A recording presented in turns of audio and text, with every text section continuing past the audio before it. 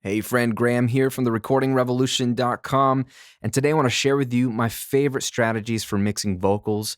These are two simple strategies that you can use right away in your sessions, no matter what software you're using to record or mix, no matter what plugins you have or don't have.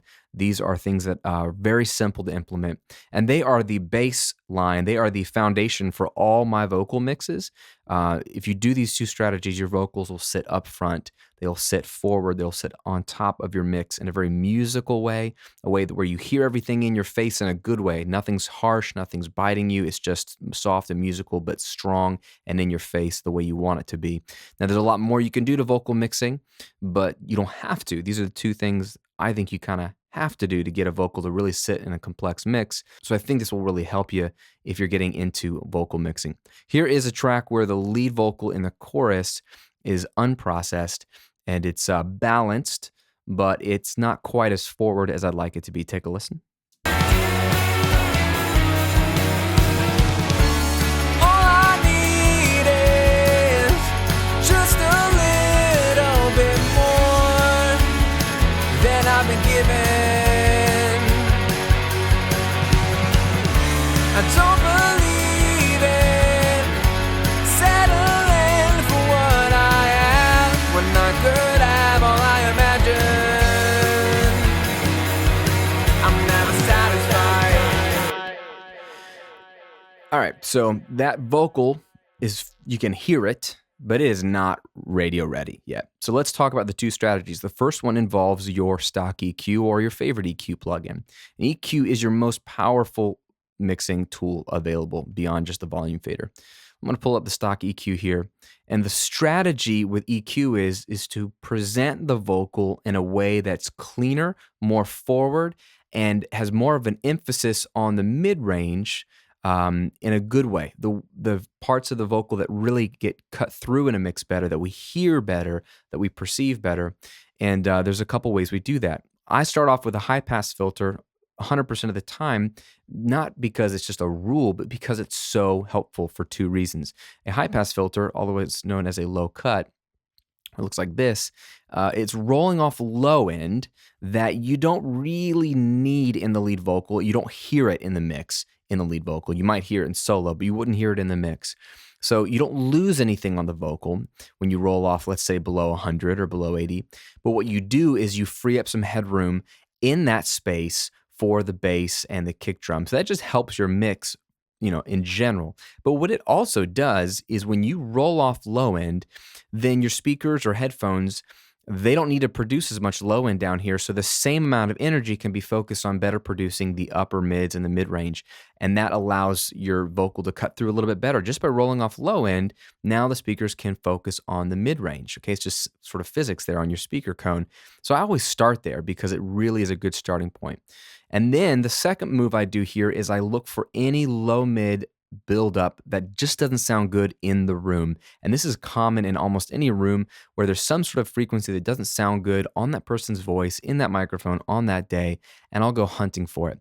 So let me boost this little orange guy and spin it around and find where it just sounds kind of boxy, and I'll probably notch that out. Solo this so you can hear what I'm doing more specifically. All I need is just a little bit more than I've been given.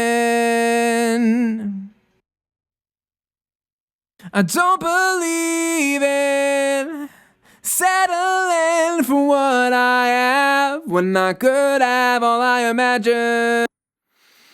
There's anything sounds freaky when you boost it that much, but right there around 274, and I don't care what the number is, I'm looking at it right now, or right around there, certain words just really, the chest on this vocal just really comes through in a way that's just kind of honky and weird. I'm going to notch that out by 3 dB as a starting point and see if that doesn't clear up the vocal a bit more. So now we've done a high pass and that notch. Let's see what this sounds like. All I need is just a little bit more. Before. All I need is just a little bit more. Do you hear how when I kicked on this EQ, all it did was roll off some low end and low mid, but the vocal sounded more present. Okay, take a listen. I'm gonna have it bypassed, but listen to the upper frequencies in the vocals. And when I turn on the EQ, remember no boosting is happening yet, just 2 cuts. But listen to the upper mid and how it sounds a little brighter. All I need is just a little bit more than I've been given. Turn it off. I don't believe in settling for what I have when not good at. Wow. So the vocal already sounds more upfront and brighter, but we haven't boosted a thing. So these are huge, huge things to consider in a vocal. These are go-to moves for me right here. If the vocal needs a little bit more brightness, which in the mix is where it would tell you, I think it needs a little bit more of a bump. What I'm going to do is go find sort of that nice breathiness right here in the upper mids and see where I can just emphasize it a little bit more. All I need is just a little bit more than I've been given. I don't believe in settling for what I have. It's right there around 7.5, 8K sounds really sweet. So I'm going to just dial this down to about 3. So we've done 2 cuts, 1 boost. Let's make sure the output isn't getting too loud. All I need is just a little bit more than I've been given.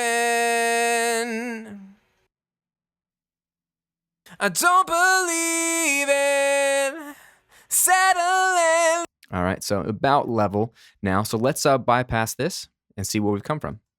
All I need is just a little bit more than I've been given. I don't believe in settling for what I have. Much more present, right? So this is your first strategy, is use an EQ to present the upper mids in a more beautiful, cleaner way. Now, the second strategy is something I call vocal stacking with compressors. So it involves 2 compressors. It's really, really simple, and I'll show you how to do it real quick. I'm gonna grab a compressor here. And compression is a vocal's best friend. You almost always have to compress a lead vocal to get every word to sit up front, and it's just a sound that we really like. You don't want to kill the vocal, but it's not hard to do this well. What I'm going to look for is sort of like a medium attack, medium release, probably 2-to-1 ratio as a starting point, but anywhere from 2-to-1 to 4-to-1. And I'm just going to dial down the threshold till I'm seeing about 3 to 6 dB of gain reduction on the vocal. All I need is just a little bit more than I've been given. I don't believe it. All right, so let's do some makeup gain, get back that level we lost. All I need is just a little bit more than I've been given. I don't believe in settling for what I have when I could have all I imagine. All right, so already the vocal's more present up front because we've turned down the loud parts and through the compressor and allowed us to then bring up the quiet parts so they're a more similar level. All I need is Versus. all I need is Just a little bit more up front. And then what I do, because I'm not doing heavy compression here, it's like 3 to 4 or 5 dB of gain reduction, then I just simply copy that compressor and duplicate it. So now I've got this EQ'd and compressed vocal, and I compress it one more time. And I keep the similar settings, but I'll take a look at the second compressor and make sure that it's only doing 3 dB of gain reduction max. all I need is just a little bit more than I've been given. All I need is just a little bit more. All right, so now we have a doubly compressed track, but it's very gentle both times. Here's what I want to do now. I want to take away all three of these plugins, which is really the two moves. Let's feature the upper mids with EQ strategically, and then let's present every syllable beautifully with two gentle compressors versus one really heavy compressor, okay? So let's take a listen. I'll bypass all three plugins.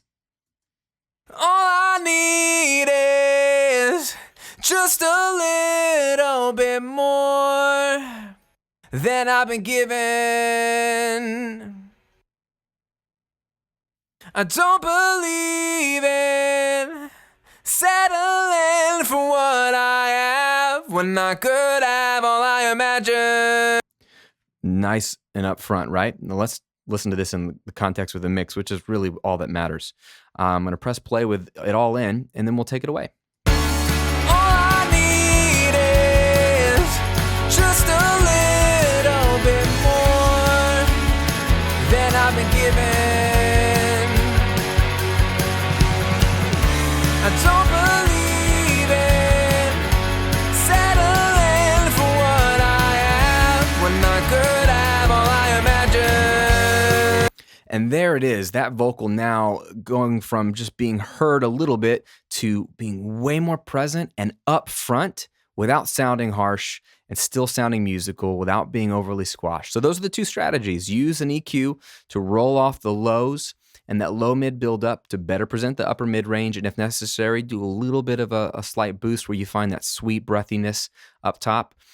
That way you have a nice, cleaner, more present vocal that's not harsh.